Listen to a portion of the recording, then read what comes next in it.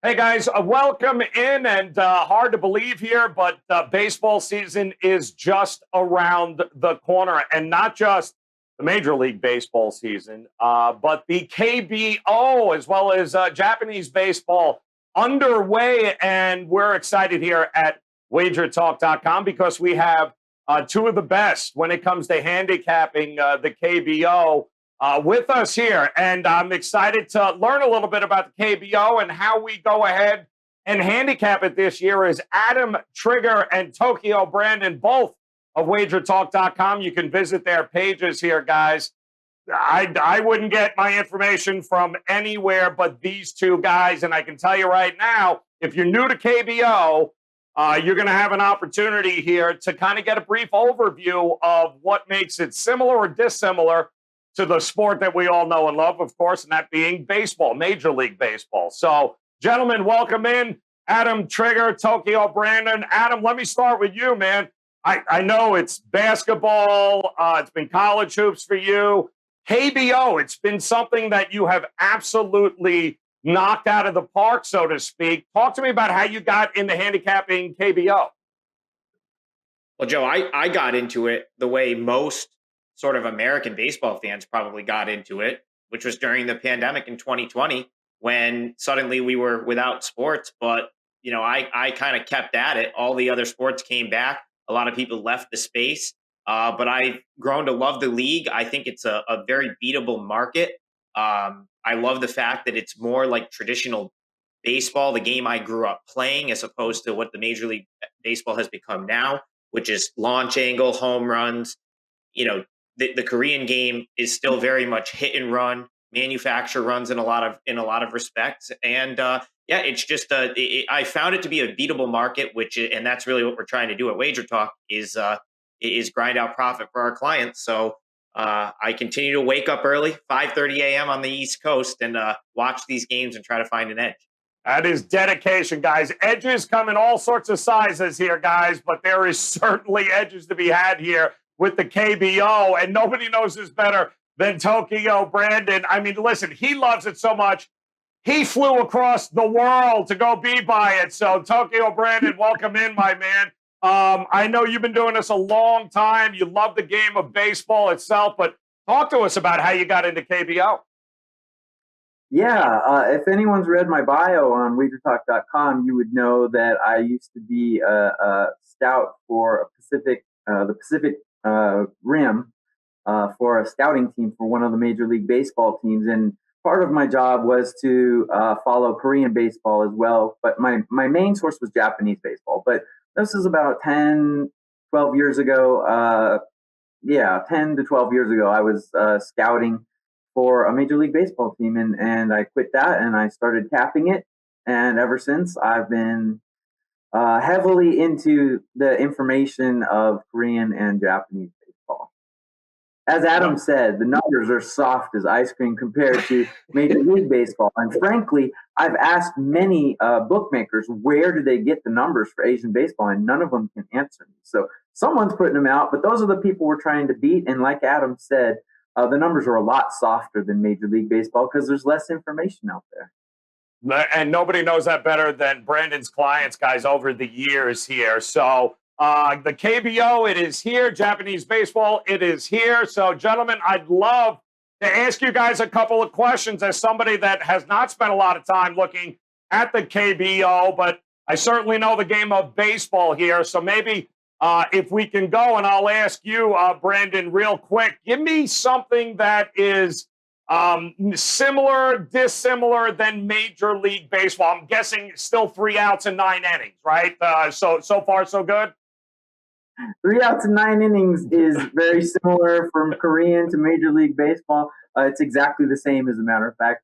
However, they do not do the extra innings, man on a base kind of thingamajig that they do in Major League Baseball. There's most of the differences come from not the rules of the game, but from the strategy.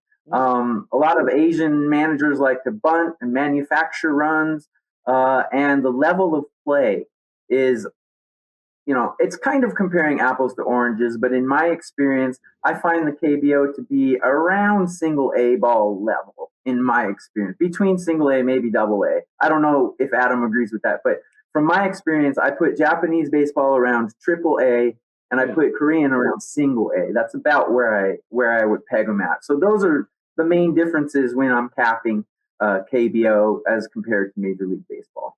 It's great stuff. And Adam, how about you? What stuck out to you when you started getting into this? Some of the similarities and obviously some of the differences. Well, first, I just want to say I agree with Brandon. I would have Japanese probably as it's pretty much consensus the second best league in the world behind Major League Baseball. I always kind of called Korean baseball double A, just based on hearing, the ESPN broadcasters sort of call it that back in 2020 when they were showing the games and they had the American announcer teams doing the games. What I've also noticed is it's a weird dynamic because it's probably overall double A caliber ish, but you have like a pretty big disparity between the top end guys on the roster and the bottom end guys. And I think that's something that we'll talk about a lot this year. That's probably the best way to handicap this sport is, you really got to know if a team has their top guys available, if it's a day off for them, what the bullpen's doing, because the drop off within each roster, and it's going to vary from team to team, but the drop off within each roster is huge. It's not next man up like it is in Major League Baseball, and even to an extent from what I understand in Japan, where there's deeper rosters and it's like next guy up can still do the job. That's not the case in Korean baseball. If guys get hurt, if they're not getting production from their import players, which we'll talk about a little bit, it can really derail a season for a team. And as a bettor, if you know that, there's a lot of money to be made in essentially fading teams that kind of succumb to those issues throughout the season. I love it. Great stuff. And let me ask you, Brandon, here, the basics alone. It's not 32 teams. How many teams, how many games in a season are we looking at? How do the playoffs work? What is the time frame that we're looking here with KBO? We've only got 10 teams in KBO. And let me just backtrack real quick. I totally agree with Adam. And a perfect case in point is last year, NC. They were the defending champions, and they missed a bunch of guys because they went partying during the lockdown and got caught with women and booze, and they lost half their team, and they just spun out of control, down. And people who were following NC, they lost all their money on that team. So that's just a little jump back. But regarding the season, the length, and the playoffs, the season length is pretty much similar to Major League Baseball. It's a long marathon of games. This year, they're going back to the normal format where it was shortened due to COVID in 2 years before. They're going back to normalcy now. The playoff system is something that's quite different from the Major League because when you win your division, you pretty much leapfrog all the way to the championship game. So winning your division is quite important in KBO. So as far as formatting, I find that to be one of the major differences. And if we're talking, if we're going to split hairs between single A and double A level in KBO, maybe the overall league level would be around double A, but those bullpens are definitely not double A bullpens. So as Adam and I will probably talk about later on in the show, the KBO bullpens are so atrocious. It's really an area where you can take advantage of and win some bets betting on bad and good bullpens. Because like Adam said, the discrepancy between high level and low level in KBO is just, it's gaping. So that's where we can make money. And that's where we're going to make money for you guys this year. Adam, let me ask you, with the pitching staff sounding suspect at best, especially when you get to the bullpens, what is the umpiring like? Are we talking about really wides? Are we talking 4.5 hour games? How is it approached from that angle? So, Joe, this is probably one of the most important things to know going into this season, especially whether you've bet this sport before or not. There's going to be a big point of emphasis this year on an expanded strike zone. It's something, it was one of their sort of off-season changes. They're going to make the strike zone bigger. Some of the reasons for this, Korean hitters are struggling when they get into the international style play, when they come over and play in the major leagues. The reason for that is the the strike zone in the major leagues and then some of these international tournaments like the WBC and the Olympics is the size that they would play in the majors. The Korean game has always gone with the smaller strike zone. Another reason is the walks from some of these bullpen guys have just gotten out of control. So that's a big change from last year to this year. Is it's a bigger strike zone. It's a point of emphasis for the umpires. And so far, in this is just off of calculations that this could be up for interpretation depending on what the lines are. It looks like about 70% of the preseason games so far have gone under, and it's probably due to the new strike zone with the dominant pitchers should do better, and you're going to see pitchers that were walking guys last year that can suddenly throw strikes. So these guys are going to have to swing the bat, and it might mean a lack of scoring early on in the season. So let me ask you, Brandon, because it's an interesting point, because when I look to bet Major League Baseball, I'm a guy, I don't even, certainly early on in the year, I'll only look at first fives because I have more confidence in the starting pitching than I do once the bullpens come in. Is it similar like that when it comes to betting KBO? Is it more of a totals game for you? How do you approach betting and handicapping it that way? Well, I look at poor level of play for Major League bullpens. Poor level. Some of our WagerTalk colleagues say, well, since the level is so poor, I'm not even going to try to do it. But I'm the opposite thinker. I think if I can, anything that's predictable with money on. So if I say, oh, well, this team has a poor bullpen, I look at it more as an opportunity to take advantage of that and make money off of it. So I don't think any widening of any strike zone is going to help a bullpen, Samsung or Doosan's this year because they're just so bad. But I look at poor level of play as a place where I can take advantage. And I think another reason why we're going to see more on this season is because teams who had really good bullpens like LG and SSG have really held games down starting this season. So Adam's totally right on that.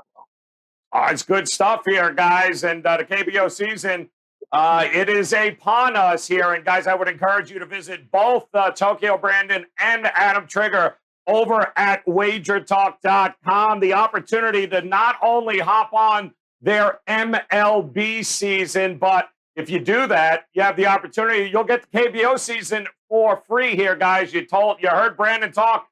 Very similar here in the aspects of length and games and those types of things. It's basically a 2-for-1 opportunity right now. Get their MLB package, get the KBO season right through the championship for free now if you visit Adam and Tokyo Brandon at WagerTalk.com. So let's start talking about this new season here, Adam Trigg, and I'll go to you first because I think Brandon brings up a great point. Edges are edges, and if there is predictability, if there is something you feel you can get an edge on and rather easily, you're going to take advantage of it. But as far as rosters go and roster turnover, I don't. How is it compared to MLB? Who are some of the teams coming into this year that had pretty much the same teams a year or 2 years ago? So the biggest thing with roster turnover in this league in particular, it seems to be the import guys that turn over the most. And when I say import, it means the ex-major leaguers. So each team is allowed to have 3 import players, with the definition of import being non-Korean born. So most teams will do 2 pitchers and a position player to fill out their 3 import players.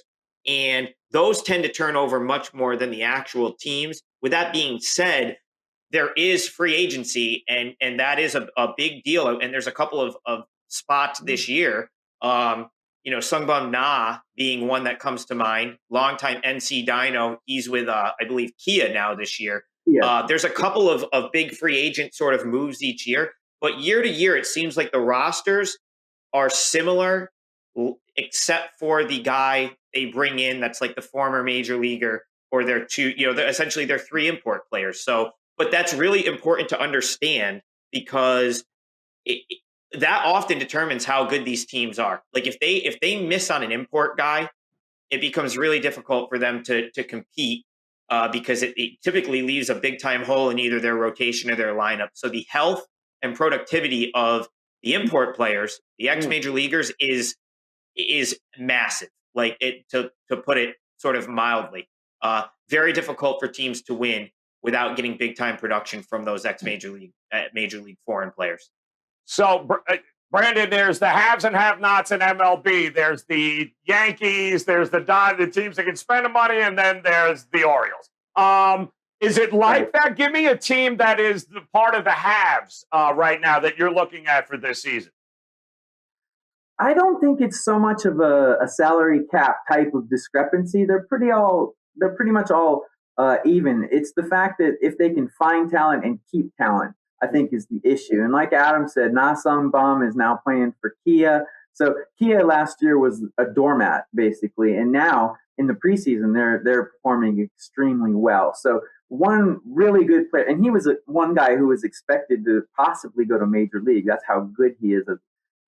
And so, like Adam said as well, the foreign players in Korea on their team, they make the most money, first of all, but they also play the best.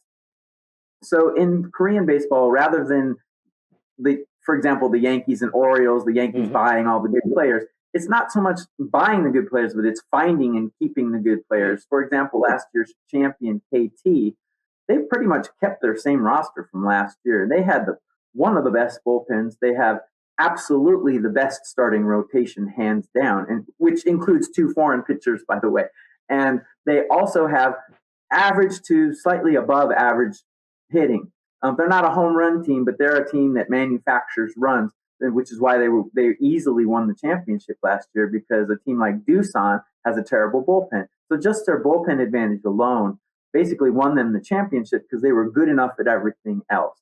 So to answer your question, going around and about, it's not so much a money thing, but it's if you can keep your good players and if you can keep them healthy through the season is really the key. And KT has managed to do that. A team like Kia, which was a doormat last year, has acquired some good players. They were the worst hitting team last year, and now so far in the preseason, they're ranking about average in hitting. So a couple of good players can make a huge difference in Kia because of the aforementioned discrepancy in good and bad players on a roster. So, Adam, it sounds like you've got a team that was, like Brandon said, a doormat last year. Looks like, anything is possible this year. How about the reverse of that? A team that might have looked really good last year, but doormat in their future this year. Is there any team you're looking at that way? Yeah, I'll talk about a couple. So the first one, I want to stay on KT for a second. Certainly not going to be a doormat. I mean, these guys were the league champs, the regular season champs last year. They end up winning the Korean series, but we're talking from a betting perspective. And I have KT on my potential sort of, maybe fade list coming into the season for a couple of reasons. One, their offense went to sleep toward the end of the year last year, and they were really fortunate to win the league on the final day of the season, get to the Korean series, and they kind of leaned on their pitching to get to win the championship. But their best hitter, Baek-ho Kang, I don't know if I said that correctly, and I'm going to butcher a lot of these names, and I apologize, but he's probably the best hitter, domestic hitter, meaning like Korean-born hitter in the league right now. He's probably out for at least the first month of the season. So he got hurt in spring training. And I think that leaves a massive hole in a lineup that did struggle quite a bit toward the end of the season last year. Now, one thing KT does have going for him, they get Henry Ramos as their import player, formerly of the Arizona Diamondbacks. He comes over, and this team really got no production out of their import hitter last year. So that might balance it off a little bit. But if we're talking about just a team that could maybe take a tiny step back, like Tokyo Brandon said, they've had their pitchers for a while, but Odrisamer Despaigne, who you might remember from San Diego Padres, he was a journeyman in the major leagues. He's starting to get up there in age. William Cuevas, I still like quite a bit. But sometimes year 3 or 4 tends to be like the last year a lot of times for some of these like ex-major leaguers that get up in their 30s. The key with KT, though, if you want to just take it another step further, maybe you find some good value fading their import pitchers because their Korean-born young pitchers are really, really good. So that's going to give KT a nice edge. The back end of their rotation is awesome. And, Jae-Sung Bae comes to mind, potential to have a huge season. KT might have the deepest rotation. They've got one of the best bullpens. But I do think in terms of like winning the league, I don't know if I have them tabbed for a repeat. One other team I'll throw out there as a team that I expect to regress a little bit from last season is the Samsung Lions. Samsung finished second in the league last year. They actually had it came down to the final day. They played KT in a 1-game playoff for the regular season title and lost that game. But outside their top guys, so Jose Pirela, former major leaguer, I want to say Yankees, Padres, which comes just off the top of my head. He might be the best hitter in the league, or at least one of them. David Buchanan has been an excellent starter for a couple of years. They get a guy from Japan who I'm going to let Tokyo Brandon follow up my Samsung take, see if he agrees, and he can talk about Albert Suarez a little bit. But once you get past like 1 through 5 in their lineup, it's not very good. And once you get past Seung-Hwan Oh, former St. Louis Cardinals closer, and he's kind of like a celebrity. He's one of the most well-known Korean players there is. Not much in that bullpen. So Samsung's got some nice starting pitching, but I don't know that they've got the depth in their lineup or their bullpen to be what they were last year. So I see them taking potentially a pretty big step back, and they might be a good fade because I have a feeling last year they were priced as the best team in the league in a lot of scenarios. I always felt like they were overvalued last year, and I think we might see that again this season.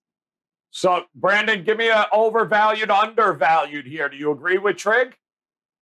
I absolutely do. Actually, Samsung is on my list of teams to fade this season, and I would put Doosan on that list as well. Not because of a personnel overhaul, but more so because the bookmakers tend to like Doosan, probably because they won the championship 2 years ago, but their bullpen is awful. They're one of those teams that try to win, and I wrote this last year on a WagerTalk article when I was previewing the Korean playoffs. Doosan's one of those teams that try to hit their way to a win, but it's all fine and good until you run into a team like Kia, who's so solid in their starting rotation and so solid in the bullpen. When you're only gonna hit for 3 runs a game, all that power doesn't really do you much good anymore. So I have Samsung and I have Doosan on my fade list. Can I throw out a team that I think is on the rise? Is that please okay? do. Yeah, absolutely. Okay, well, I definitely see NC performing much better than they did last year, mainly because they get their players back from their COVID ladies parties, and so they're definitely going to be back. But I think LG is going to be a team to watch as well because their bullpen is just so good. And in the KBO, when the runs are just like pinball machines, if you can hold teams to under 4 runs consistently, game after game after game, then I think that's a real advantage in the KBO. I kind of disagree with Adam on one point about KT, though. I really like KT. I think they're just so darn good in the pitching that you really don't need much hitting to repeat. So I actually would look for KT to repeat this year, but I'm not going to put money on it, but that's just my opinion. We'll see how this season plays out. I love it. No, and listen, that's what this is so much fun here, guys, and so informative is because you're not always going to agree on everything, but it's the information. Knowledge is power. A couple of, looking at the same team in a couple of different ways, guys, that's invaluable, the information that these guys, and as you can tell, nobody follows the KBO, the players, the league like these two do, Adam Trigger and Tokyo Brandon over at WagerTalk.com. So is there a dark horse here, Trig? Is there a team that you're looking at? You're like, don't sleep on these guys because there's an opportunity to make some money with them this year. Absolutely. And KT, I don't have a problem with them as much as I think they're going to be priced as like the top option or one of the top options. And that tends to be, you might be able to fade them on the +1.5 line. There's other different ways to sort of go about it. They're still going to be a top team, but my pick to win the league this year is kind of a dark horse, I think, based on where they finished last year and what they've been the last couple of years. And that's the SSG Landers. Last year, coming into the season, I wrote up power rankings, and they were sort of the team. from the prior year, they were right in the basement of the league the prior year. And I said, okay, this is sort of my team to break out and make the playoffs. And they didn't make the playoffs. It came down to the final day, and there was like 3 or 4 teams that could have taken that spot, and SSG ended up being the odd team out. But the reason for that, in my opinion, was they had some big time injuries last year, and they still battled through it. They still ended up with a winning record. They missed the playoffs on the final day. The reason I love this team is, well, a couple of reasons. One, really good lineup. Their lineup is as good as you're going to find in the league. Sin-Shu Chu, who we all know as Major League Baseball fans, has been on this team now. This will be his second year back in Korea. And the nice part about that is you have an ex-major leaguer that doesn't count as an import player because he's Korean-born. SSG also picked up Kwang Hee Kwan. I'm killing these names. The guy that was on the Cardinals the last 2 years. I believe his last name's Kwan. He comes back, and now he gives you a domestic starter that's arguably going to be one of the best starters in the league. Wilmer Font was one of their import pitchers last year. Stuff-wise, he's someone that I think could benefit from the increased strike zone because he walks tended to be his downfall a little bit last year. I don't think he's going to run into that same scenario. And they bring Ivan Nova, who is most Major League Baseball fans will know from his time with the Yankees and the Pirates. He'll be in that roster as well. And then Kevin Crone from the Diamondbacks, and I think he might have spent a year in Japan, comes in as the import player. They've got so really, lineup wise, it's as good as you're going to find in the league, in my opinion. And they get some of their injured guys back, so they actually might have a reasonably deep rotation. Because 2 of the guys that were hurt last year were, domestic starters that come back. And then it comes, it's what it's going to be for a lot of these teams. It's going to come down to the bullpen. And I think that will be SSG's undoing. If they aren't a top team, it's probably going to be the bullpen. But I saw some things I liked out of their bullpen last year, and I think they have the offense to sort of counter that and win late in the game. So SSG Landers is definitely my dark horse, play on team I think could win this league this year. I really liked this team last year, and I think they're going to finally, get there this year with a roster that I think is as good as any in the league. Brandon, you agree? Do you have a dark horse yourself, a team you wouldn't sleep on for very long this year? Well, first of all, let me say that I do like SSG as well. I actually like SSG's bullpen. And I think I've been betting them on unders blindly in the preseason, and I've been winning some money doing that. And I've also been betting them on the money line in the preseason. And I was winning a couple of them until yesterday they lost, unfortunately. But as far as dark horse, I don't have a dark horse to win the whole thing, but I do have some betting advice on a dark horse team. So I think he is going to do a lot better this year than anyone expected last year. Last year, I was betting Kia's overs all the time because their bullpen was just absolutely atrocious. And although they're not a great hitting team, a lot of their games were being the bookmakers were putting out their games around 8 and 8.5. And I was winning a lot of overs on them because they were just awful. But I think this year we're going to be able to make a lot of money betting Kia unders.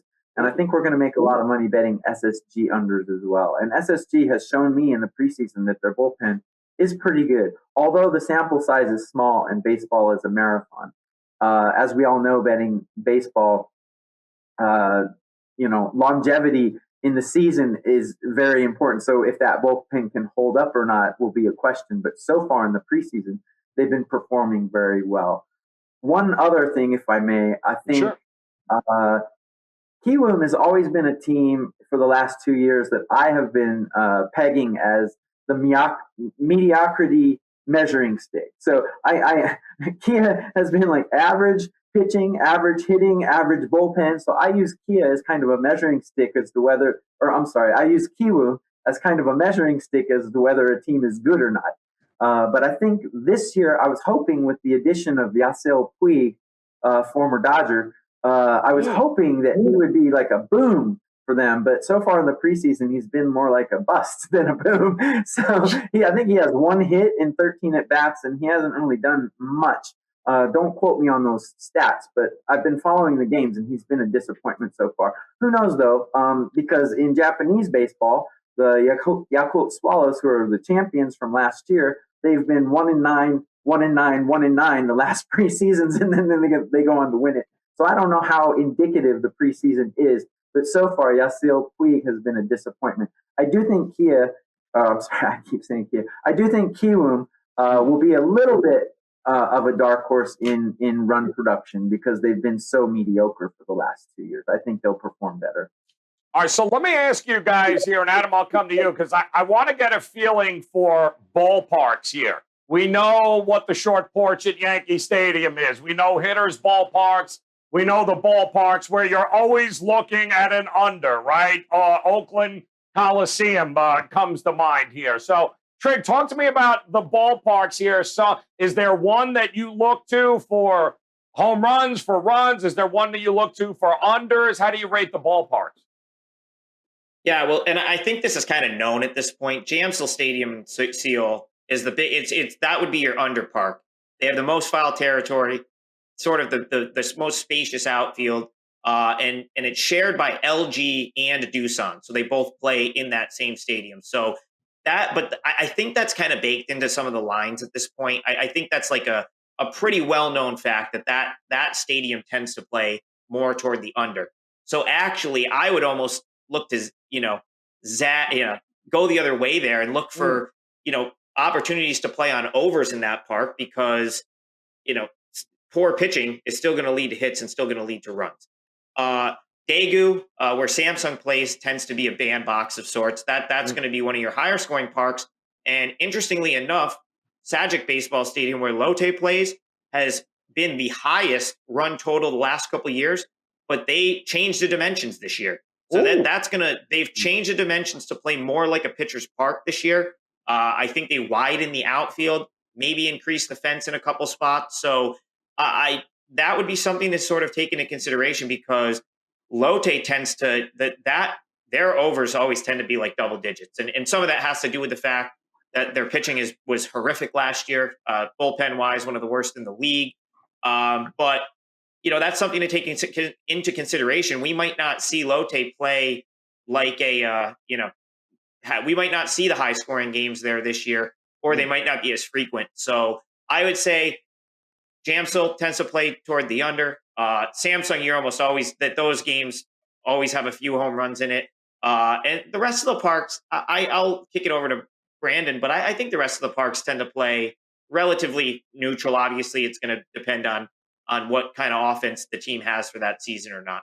You noticing any trends early on here, Brandon, with some of these ballparks at all? Actually, unfortunately, I don't have anything to add to what Adam said because I agree with him completely, 100% on the three parks that he mentioned. And I also agree that the other parks really don't give you an advantage as far as betting, and that's our purpose to be here is to make money on betting on these games. So in the last few years, I haven't really put a lot of stock into the actual stadiums. Although Adam brings up a good point regarding Lotte's park. Lotte games are when you see 13-10 on the scoreboard, you can pretty much guarantee it's a Lotte game. So, but it's because their bullpen has been so atrocious and their hitting has been really good. I don't know how much you can attribute that to the park itself. You would have to split their scores between their home and their away and do some math and do that. I really don't get into it that much. Like Adam said, the lines are those advantages I think are baked into the line. So I'm not going to put too much credence into parks. However, changing the Lotte ballpark might tend to give us some unders for Lotte games because the books are still going to put their games out at 10.5 and at 10. So we might be able to make some money, but I'm going to wait and see the first couple of weeks to see if how many Lotte games end up 13-10 like they did last year.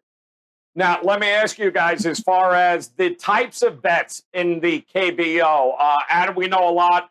We do a lot of K props here in the MLB, prop hitting, first fives, total. What is the array? What types of bets are we looking at in this league? So I don't know. At many of the books that are going to be available to most of our viewers, you're not going to find props or anything like that. And to be honest, like you're not going to see me give out a first five because they tend to be very difficult to find. Some books have them, some books don't. That's something that we may touch on our weekly shows. If there's value, if you can find it, that's great. But for me personally, you're going to see me play sides and totals, very basic.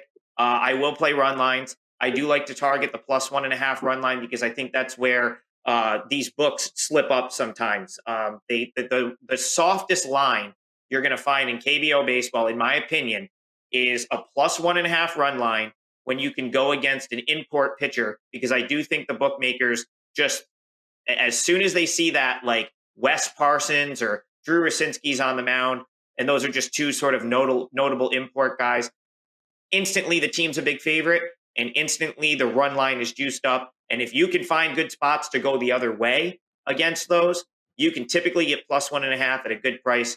So that's what you're going to see from me. Don't get me wrong, there is absolutely value in first five, but they're just not as widely available over, in the States. So I tend to stay away from it. Brandon, how about you? What's on your menu when we're looking at KBO? Yeah, a lot of my clients tend to be out of the U.S., so it's kind of weird, but U.S. bettors are the most limited. So outside the U.S., you can get all kinds of bets. Like I like to do an alt run line -1 when I like a favorite, but the money line is like -180. If you can lay an alt run line at -1, you can get it for like -150 instead of -180, something like that. But I do understand that probably 90 to 95% of the people betting on our advice are in the North American region. So I tend to put most of my plays out as sides or totals. I do like first five, but like Adam said, they are quite limited in the U.S. and Canada. So I try to keep my bets to what people can bet. But I will put out a -1 alt run line or something like that as a free play. And if people can bet it, they can. And if they can't, they won't complain about it because it's free. So I do put out first fives and alt run lines for free plays once in a while. I love it. Don't get me wrong, Joe. It's out there. Like the lines are out there. It's going to be, you might have to do a little bit more digging. But right. Your global books, a lot of locals have the lines up, and then when you get outside the U.S. market, there's your sort of what you would call sanctioned or legal entities. They all have KBO, so it's just a matter of kind of searching around for it. But there are plenty of books that the legal entities. I love the way I don't know what to call. You went all PC on us over there, Trig. I don't want to hear. Listen, bottom line, not all books are made the same. We know that. Try to find a Bet365 account, and you'll have anything. And you're good. Anything you need. There you go. Yeah, and you're good. And regarding first fives, I do like first fives, but generally, like I said earlier, I like to take advantage of either a great or a terrible bullpen because aside from Kiwoom, most of them are either really good or really bad. So I like to take advantage of that rather than betting a first five. I do like first fives. Yeah. I just want to real quick on that point. They tend to the odds makers know how to price first fives based on the starters. So there's usually more of an edge if you can handicap the bullpen. Right. But like you said earlier, Adam, they do take a Rasinski or a Casey Kelly, and they really price them too high. But I think they do that in Major League as well. When Strasburg comes up, the first five price is ridiculous, right? So the foreign pitchers, when you see a Western or American or a Western name there, they're going to price it through the roof. So it's really hard to get those money lines unless it's a foreigner against a foreigner. And actually, Rasinski has been terrible in the preseason so far. So I really don't know how much credence to place on the preseason. Yeah, that's a tough one. But you can take advantage of the absolute ridiculous prices you'll get when you see an American or North American Western name on the pitchers list for the starting pitchers the next day. Well, you can also take advantage of an absolutely ridiculous price right now. It's basically 2 for 1 right now, guys, with Adam Trigger and Tokyo Brandon. You get their entire MLB season along with their entire KBO season. The opportunity, it's 2 seasons for the price of one right now at WagerTalk.com. As you can tell, these guys live, eat, sleep, and breathe it. They love it. They've got a passion for it. And I'm telling you now, nobody at WagerTalk.com knows it better than these two. So visit Adam Trigger now. Visit Tokyo Brandon. Take advantage of that 2-for-1. Get the MLB season and get the KBO season. 2-for-1 right now at WagerTalk.com. Now, the good news is, guys, season is almost upon us here, and we'll also have a weekly visit by both of these guys, twice a week, Mondays and Thursdays here in the States. You guys will have an opportunity to dig into those upcoming games with both of these gentlemen, as we'll be bringing it to you on Wager Talk TV on YouTube. Mondays and Thursdays, you'll have the opportunity here to learn a little bit more as the season goes on, and you'll get to hear exactly how these guys are handicapping the teams, the games, the players as the season moves on. I think Tokyo Brandon said best, if there is an edge to be had, if there is predictability to be had, you guys know there's a lot going on in our lives. We don't have time to always just hang out and watch KBO. These two do, and that's what it's all about. Edges, that's what we like here. So I want to thank Tokyo Brandon so very much. Adam Trigg, always a pleasure. Gentlemen, it's going to be a very profitable KBO season. I thank you for the time. Thank you for the knowledge. And again, guys, visit both of them at WagerTalk.com and make sure you subscribe. Wager Talk TV on YouTube. Mondays and Thursdays, KBO show coming your way. Let's make some money this season. Gentlemen, good luck. Thank you so very much. Thanks, guys. Thanks, Joe.